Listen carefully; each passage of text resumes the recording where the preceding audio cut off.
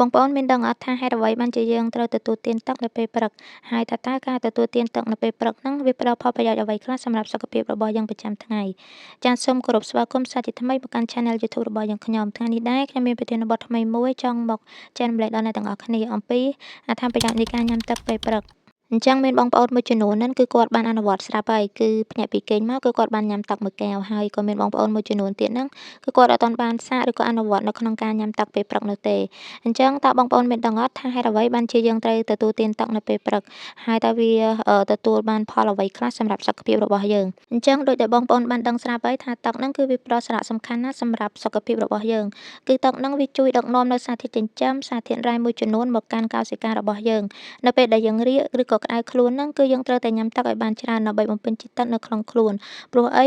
នៅពេលដែលយើងរាកឬក៏ក្តៅខ្លួនហ្នឹងគឺយើងខ្វះជាតិទឹកឬក៏ភាសាបច្ចេកទេសហ្នឹងហៅថា dehydration ដែលវាអាចប៉ះពាល់ដល់អាយុជីវិតរបស់យើងផងដែរហើយក្រៅពីហ្នឹងទឹកហ្នឹងក៏វាជួយបង្កើនជាតិរំអិលហើយអាទឹករំអិលហ្នឹងណាបងប្អូនគឺវាជួយទៅដល់តំបន់សន្លាក់របស់យើ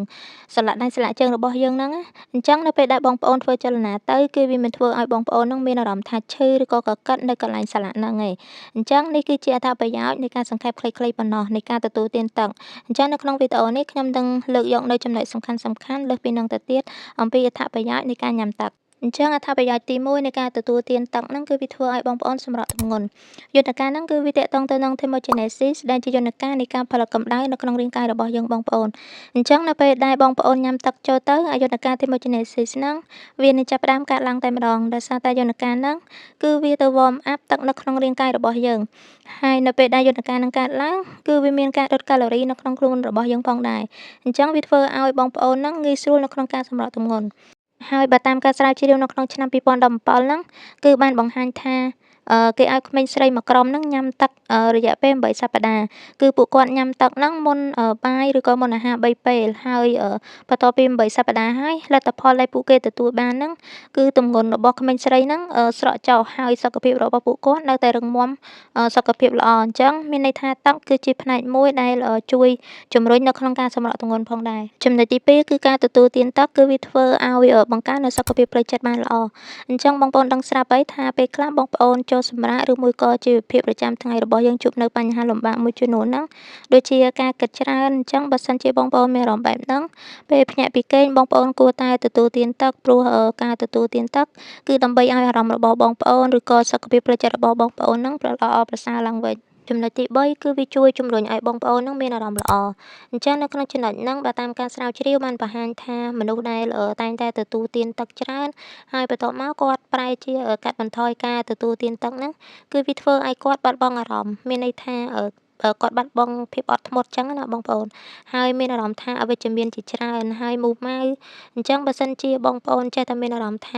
គិតអវិជ្ជមានច្រើនឬក៏អារម្មណ៍អត់សូវល្អអត់សូវអត់ធ្មត់មិនសូវផ្ដោតអារម្មណ៍លើអ្វីមួយល្អហ្នឹងអញ្ចឹងបងប្អូនគួរតែទទួលទានទឹកមួយកែវនៅពេលព្រឹកគឺវាជួយឲ្យបងប្អូនហ្នឹងមានអារម្មណ៍ល្អច្រើនមែនទែនបងប្អូនទី4គឺការទទួលទានទឹកហ្នឹងគឺវាជួយឲ្យស្បែករបស់បងប្អូនមានសុខភាពល្អអញ្ចឹងបងប្អូនដឹងស្រាប់ហើយថាស្បែករបស់យើងហ្នឹងគឺវាមានផ្ទុកនៅសារធាតុទឹកប្រមាណជា30%ដែលវាជួយដល់សុខភាពស្បែករបស់យើងឲ្យមានសុខភាពល្អប្រសើរអញ្ចឹងបើសិនជាបងប្អូនទទួលទានទឹកគឺវាជួយឲ្យស្បែករបស់បងប្អូនហ្នឹងមានសំណើមស្បែករបស់យើងហ្នឹងមើលទៅ elastic មានន័យថាវារលាស់ភ្លឺហើយវាមានសុខភាពល្អចឹងណាបងប្អូនអញ្ចឹងការទទួលទានទឹកហ្នឹងគឺវាមិនត្រឹមតែអាចជួយដល់សរីរាង្គខាងក្នុងរបស់យើងប៉ុណ្ណោះទេប៉ុន្តែសូម្បីតែស្បែកខាងក្រៅរបស់យើងហ្នឹងក៏វាត្រូវការទឹកផងដែរហើយបើសិនជាស្បែករបស់យើងខ្វះជាតិទឹកគឺវាធ្វើឲ្យស្បែករបស់យើងហ្នឹងមើលទៅជ្រីវជ្រួញមិនភ្លឺស្រស់ថ្លាហើយមិនថាជាមនុស្សក្មេងឬក៏មនុស្សចាស់នោះទេនៅពេលបាត់បង់ជាតិទឹកដូចជានៅពេលដែលគាត់រាកអញ្ចឹងណាបងប្អូនគឺស្បែករបស់គាត់មានសភាពរយាកមិនហាប់ណែនមិនរលាស់ឬមួយក៏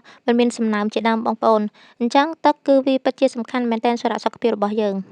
ងចំណុចចុងក្រោយគេហ្នឹងគឺចំណុចទី5អញ្ចឹងទឹកគឺវាជួយដល់សរីរាង្គខាងក្នុងរបស់យើងបងប្អូនបានន័យថាទឹកហ្នឹងគឺវាជួយដល់សរីរាង្គរបស់យើងខាងក្នុងដូចជាតម្រងនោមអញ្ចឹងនៅពេលដែលយើងញ៉ាំទឹកច្រើនទៅ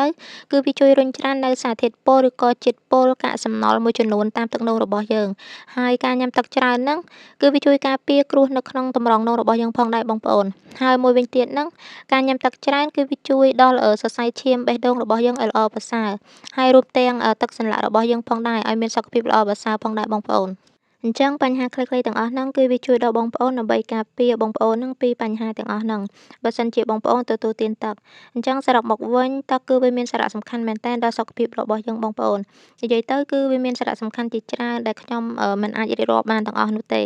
គឺខ្ញុំគ្រាន់តែលើកចំណុចគោលៗឬក៏ងាយៗណាមួយមកនិយាយប៉ុណ្ណោះដើម្បីមកពន្យល់បកស្រាយដល់បងប្អូនងាយយល់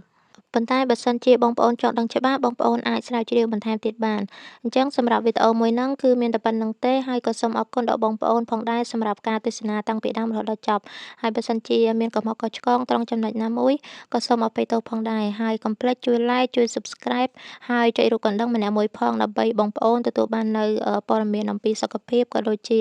ព័ត៌មានឱសថថ្មីៗបន្ថែមទៀតចាអរគុណជម្រាបលាជួបគ្នានៅក្នុងវីដេអូក្រោយទៀត